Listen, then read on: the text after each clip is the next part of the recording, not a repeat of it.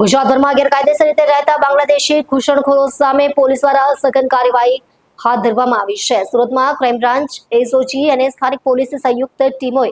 વિવિધ વિસ્તારોમાં search operation ચલાવી શંકાસ્પદ લોકોની તપાસ શરૂ કરી છે. કેન્દ્રીય ગૃહમંત્રી અમિત શાહ દ્વારા ગેરકાયદેસર ઘૂસણખોરો સામે કડક કાર્યવાહીનો સંદેશ આપવામાં આવ્યા બાદ ગુજરાતભરમાં વિશેષ ઓપરેશન શરૂ કરવામાં આવ્યું છે. આ અભિયાનના ભાગરૂપે સુરતમાં એસઓજી, ક્રાઇમ બ્રાન્ચ અને સ્થાનિક પોલીસની ટીમોએ સંયુક્ત રીતે લિંબાયત, પાંડેસરા, ભાટેના સહિતના વિસ્તારોમાં સર્ચ ઓપરેશન હાથ ધર્યું હતું. કાર્યવાહી દરમિયાન પોલીસે શંકાસ્પદ લોકોના આધાર કાર્ડ, રેશન કાર્ડ અને અન્ય ઓળખ દસ્તાવેજોની ચકાસણી કરી હતી. અત્યાર સુધીમાં મોટી સંખ્યામાં શકમંદ લોકોને પૂછપરછ માટે અટકાવવામાં આવ્યા છે. તેમની નાગરિકતા, રહેઠાણ અને દસ્તાવેજોની સત્યતા અંગે સઘન તપાસ કરવામાં આવી રહી છે.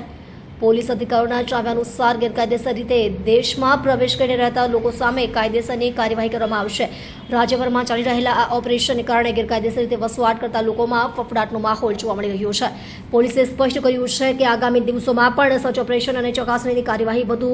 તેજ બનાવવામાં આવશે, જેથી કાયદો અને વ્યવસ્થા જળવાઈ રહે તેમજ સુરક્ષાને પડકારરૂપ તત્વો સામે અસરકારક પગલાં લઈ શકાય. माननीय गुजरात राज्य ने सरकार ने सूचना मुजब जो है અને ડિપ્ટી સીએમ સાહેબના નેતૃત્વમાં જો એક અભી અમે લોકો સમગ્ર जो गुजरात पुलिस द्वारा जो इलीगल ढंग से रहता અહીંયા બાંગ્લાદેશી નાગરિકો વિરુદ્ધમાં જો કાર્યવાહી કરવા માટે એક સૂચનાઓ હતી જો જેમાં છેલ્લા અમુક દિવસોથી જો એના ચિહ્નિત કરવાની કાર્યવાહી ચાલતી હતી જો એના કઈ કઈ એરિયામાં રહે છે, કોણ કોણ લોકો ઇલીગલ છે, એના તમામ પ્રકારના અમે લોકો જો હ્યુમન ઇન્ટેલિજન્સ હોય કે ટેકનિકલ ઇન્ટેલિજન્સ હોય એના હિસાબથી આધાર કાર્ડની માહિતી હોય બધા કામગીરી ચાલુ હતી. અને ગઈકાલે મોડી રાતથી જો એક અલગથી કાર્યવાહી ચાલુ કરવામાં આવી જેમાં આપણા ક્રાઇમ બ્રાન્ચ, એસઓજીના ટીમના સાથોસાથ સમગ્ર જો પોલીસ સ્ટેશનોના ટીમ એના ડીસીપીએસ જો સેક્ટર એડિશનલ સેક્ટર્સ વગેરે બધા લોકો એમાં જોડાયા અને સુરત શહેરમાં આવનાર જો ખાસ કરીને ભેસ્તાન, ઊન, પાંડેસરા, પૂના, રાંદેર, અમરોલી વિસ્તાર અને આ વિસ્તારોમાં જો સચિન વિસ્તાર થઈ ગયા, અઠવા, કોસાડ, ચોક બજાર આ વિસ્તારોમાં જ્યાં વધારે આ પ્રકારના લોકો પહેલે પણ પકડાઈ ચૂક્યા છે એના જો ટાર્ગેટ કરવામાં આવ્યા જોઈએ અને એના કોમ્બિંગ કરીને એના જેટલા બી લોકો હતા જોઈએ એના વેરીફાઈ કરવાની કામગીરી ચાલુ થઈ જોઈએ અને અર્લી મોર્નિંગ સુધી તક જો વિગતો આવી અમે લોકો ટોટલ 261 જેટલા લોકોને જો શંકાસ્પદ બાંગ્લાદેશીઓને જો રાઉન્ડ અપ કર્યા હતા જોઈએ જેમાં પૂછપરછ એના જો મોબાઈલ નંબરોમાં જો ડિટેલ્સ, બેન્કિંગ ડિટેલ્સ, બેંકના પૈસા ક્યાં ટ્રાન્સફર કરતા હોય,